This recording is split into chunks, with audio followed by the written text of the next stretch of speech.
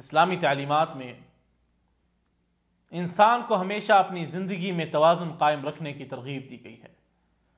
اللہ تعالیٰ کی نافرمانی سے بچتے ہوئے احسان کا راستہ اختیار کرنا اور اپنے اعمال کا محاسبہ کرنا ایک مومن کا فرض ہے۔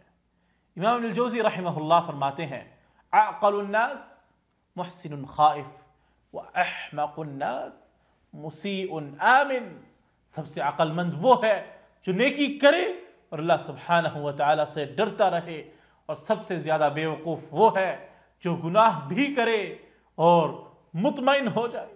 ایک عقل مند انسان وہ ہوتا ہے جو اپنے نیک اعمال کے باوجود خوف الہی میں مبتلا رہتا ہے کہ کہیں اسے کوئی خطا نہ ہو جائے۔ قرآن کریم میں اللہ تعالیٰ فرماتے ہیں والذین یؤتون ما آتوا وقلوبهم وجلة انہم الی ربہم راجعون، اور جن لوگوں کا حال یہ ہے کہ وہ دیتے ہیں جو کچھ بھی دیتے ہیں اور دل ان کے اس خیال سے کانپتے ہیں کہ ہمیں اپنے رب کی طرف لوٹنا ہے۔ دوسری جانب امام ابن الجوزی رحمہ اللہ نے ان لوگوں کو بیوقوف کہا ہے جو گناہ کرتے ہیں اور پھر بھی خود کو محفوظ سمجھتے ہیں۔ یہ لوگ اپنے برے اعمال کے نتائج سے بے خبر ہوتے ہیں۔ حالانکہ حدیث مبارکہ میں آیا ہے کہ رسول اللہ صلی اللہ علیہ وسلم نے فرمایا الکیس من دان نفسه وعمل لما بعد الموت والعاجز من اتبع نفسه هوى وتمنى على اللہ۔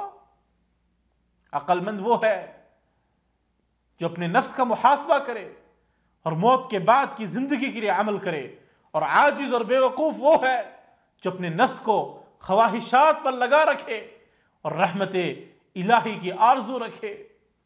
لہٰذا ایک سچے مومن کو ہمیشہ اپنے اعمال کا جائزہ لینا چاہیے اور اللہ تعالیٰ سے ڈرتے رہنا چاہیے، کیونکہ حقیقی کامیابی خوف اور امید کے درمیان توازن قائم رکھنے میں ہے۔ زندگی میں حقیقی فلاح اور کامیابی اسی میں ہے کہ انسان اللہ کی رضا کے حصول کے لیے نیک اعمال کرے اور اپنی کوتاہیوں پر ہمیشہ خوف زدہ رہے۔ بے فکری اور بے پرواہی سے گناہوں میں مبتلا ہونے والا شخص کبھی کامیاب نہیں ہو سکتا۔